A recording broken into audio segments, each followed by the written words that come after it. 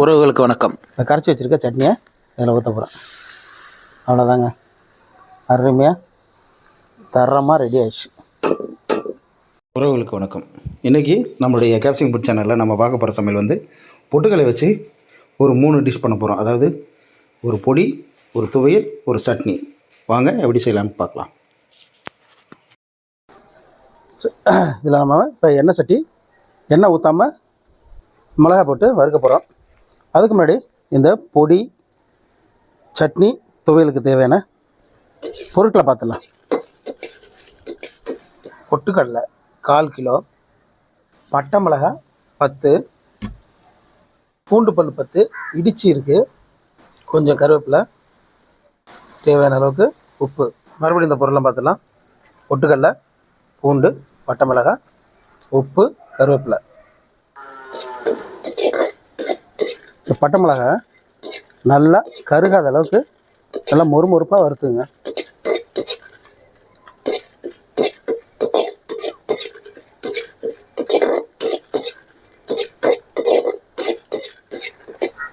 இந்த பொட்டுக்கடலை பொடி இருக்குங்களா, அது உடம்புக்கு வந்து ரொம்ப ரொம்ப ஆரோக்கியத்தை கொடுக்கக்கூடியது. அதாவது இதில் புரதச்சத்து இருக்குது, விட்டமின் பி, இ இருக்குது, ஹார்ட்டுக்கு ரொம்ப ரொம்ப நல்லதுங்க. டயட் இருக்கிறவங்களுக்கு இது வந்து ஒரு அற்புதமான உணவு.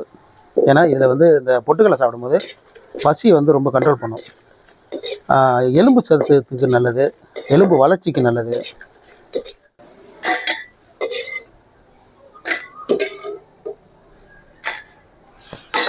அடுத்தது இந்த பூண்டு, இதை இடித்து வச்சுருக்கோம் இல்லைங்களா, இதையும் நல்லா வறுத்துங்க. டயட்டில் இருக்கிறவங்க கண்டிப்பாக ஒரு நாளைக்கு ஒரு புடியாவது இதை சாப்பிட்ணும். இந்த பொட்டுக்கடலையில் வந்து கலோரி அதிகம், அதனால் பார்த்து சாப்பிடுங்க. அதனால தான் சொன்னேன், நான் டயட் இருக்கிறவங்களுக்கு இது ஒரு நல்ல உணவு, ஆனால் அளவாக சாப்பிட்ணும். பூண்டை நல்லா பொரிஞ்சிடுச்சு, இதையும் மாற்றி எடுத்துடலாம். அடுத்தது நம்ம கருவேப்பிலை போட்டுக்கலாம். இதில் நம்ம கலக்கிற எல்லாமே ரொம்ப ரொம்ப ஆரோக்கியமானது. எப்படின்னா, இது இந்த வேலைக்கு போகிற பெண்கள் அரைச்சி வச்சுக்கிட்டாங்கன்னா ரொம்ப ரொம்ப அவங்களுக்கு டைம் வந்து அந்தளவுக்கு சேவ் ஆகும். அதாவது இதை ஒரு பொடியை பயன்படுத்தலாம், ஒரு துவையலாக பயன்படுத்தலாம், ஒரு சட்னியை பயன்படுத்தலாம். சட்னி எப்படி செய்யலாங்கிறத நான் கடைசியாக சொல்கிறேன். அதேமாதிரி வெளியூர் பயணம் போகும்போது நம்ம கண்டத்தை வாங்கி சாப்பிடாம இதை ஒரு டப்பாவில் போட்டு எடுத்துக்கிட்டு போயிட்டோன்னு வச்சுங்க, நல்ல சைட் டிஷ்ஷாகவும் பயன்படுத்தலாம். வெளியூர் ஒரு நாள் பயணம் போகிறவங்க இது கூட வேர்க்கடலையும் சேர்த்துக்கிட்டிங்கன்னா சூப்பராக இருக்கும். இதை அதிக நாள் ஸ்டோர் பண்ணணும்னு நினைக்கும் போது வேர்க்கடலை சேர்த்துக்காதீங்க, ஏன்னா வேர்க்கடலை வந்து சீக்கிரம் வீணாக போயிடும். அதனால் வெறும் பொட்டுக்கடலை மட்டும் சேர்த்துங்க. கருவேப்பிலையும் நல்லா ரெடி ஆகிடுச்சு, இதையும் நம்ம வேறு பாத்திரத்துக்கு மாற்றிக்கலாம். இப்போ இது எல்லாத்தையுமே ஆற விட்டு பொட்டுக்கடலையோட சேர்த்து உப்பையும் சேர்த்து நம்ம அரைச்சிக்க வேண்டியதான். அதாவது நல்லா தூளாக அரைச்சிக்க வேண்டியதான். கருவேப்பிலை இந்த அளவுக்கு நம்ம அப்படி அழுத்தினா உடையணும், அந்த மாதிரி வறுத்து வச்சுங்க. இது கூட அந்த பொட்டுக்கல்லையும் சேர்த்து நம்ம அரைக்க போகிறோம். கூட கொஞ்சம் உப்பையும் போட்டுங்க தேவையான அளவுக்கு. இந்த பொடியை நம்ம அரைச்சிட்டோம், நல்லா கலந்து விட்டுருங்க. பாருங்க, நல்லா இருக்குது. இப்போ இதில் நம்ம துவையல் எப்படி செய்யலாங்கிறத பார்க்கலாம். ஒரு 5 பேர் இருக்கும் நம்ம வீட்டில், அதனால் நான் ஒரு 4 ஸ்பூன் எடுத்துக்கிறேன்.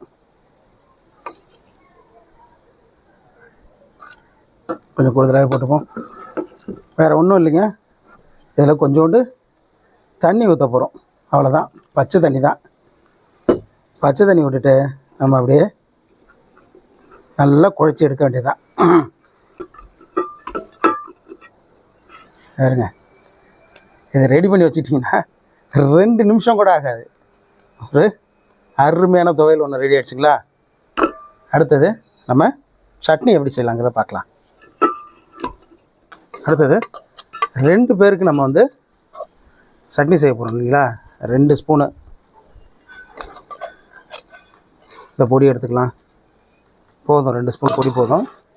இதில் அதே தான் உங்களுக்கு தேவையான அளவுக்கு தண்ணி ஊற்றிங்க.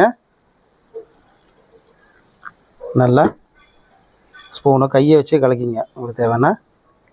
இதுக்கு நம்ம ஒரு அருமையான தாளிப்பு கொடுக்க போகிறோம்.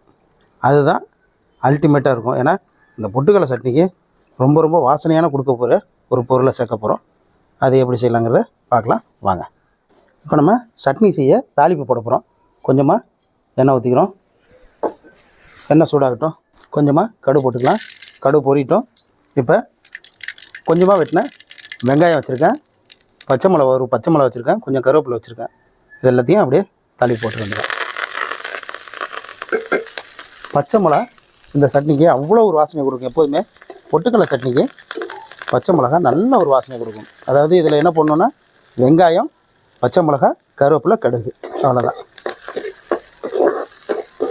நல்லா வதக்கி விடுங்க.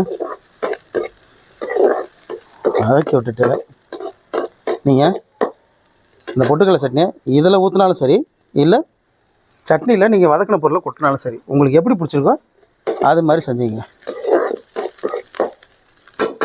ஆனால்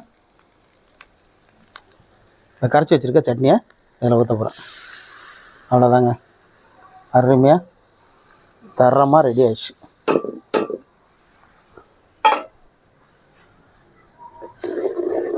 அவ்வளோதான், இறக்கிட வேண்டியதான். இல்லைன்னா அது ரொம்ப திக்காயிடும். ரொம்ப சூடுபடுத்தாங்க, திக்காயிடும். ரொம்ப திக்கான பாருங்க, அவ்வளோ திக்காக ரெடி ஆகிடும் இந்த சட்னி.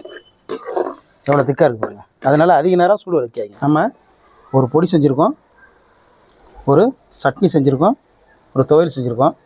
இப்போ இந்த பொடியை எப்படி பயன்படுத்தலாங்கிறத சொல்கிறேன். இப்போ இட்லி தோசைக்கு பயன்படுத்தலாம். நான் இப்போ இட்லி தோசை வச்சில்ல, அதனால் நீங்கள் ஸ்கூல் போகிற பிள்ளைங்களுக்கு, அதாவது லஞ்ச் பாக்ஸு, ஒரு ஸ்பூனு நல்லா பொடியை தூவிட்டு, நெய் பிடிச்ச பசங்களுக்கு நெய்யோ இல்லை நல்லா நெய் ஊற்றி நல்லா கிளறி சாப்பாடை கொடுத்தீங்கன்னு வச்சுங்க, பசங்க ஆரோக்கியமான சாப்பாடை சாப்பிடும். பாருங்க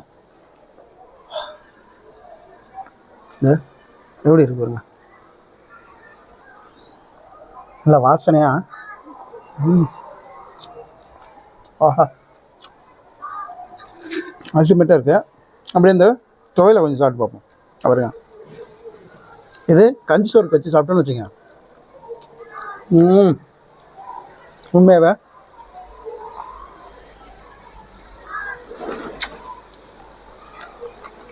தொடர்ந்து சொல்ல முடியாத அளவுக்கு டேஸ்ட்டாக இருக்குங்க. நான் இவ்வளோ டேஸ்ட்டாக வரும்னு எதிர்பார்க்கவே இல்லை.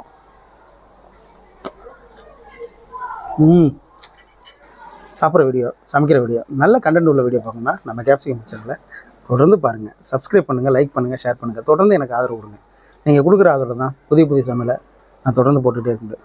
நீங்கள் கொடுக்குற ஆதரவு தான் நம்ம சேனல் ஒரு அடுத்த கட்ட லெவலுக்கு கொண்டு போக முடியும். சப்ஸ்கிரைப் பண்ணவங்க நிறைய பேர் பார்க்குறதில்ல. தயவுசெய்து சப்ஸ்கிரைப் பண்ணவங்க பாருங்கள், முழுசாக பாருங்கள். அப்போ தான் நான் இடையில சொல்கிற சில குறிப்புகள் தடைபடாமல் உங்களுக்கு கிடைக்கும். தொடர்ந்து எனக்கு ஆதரவு கொடுங்க. நன்றி உறவுகளே.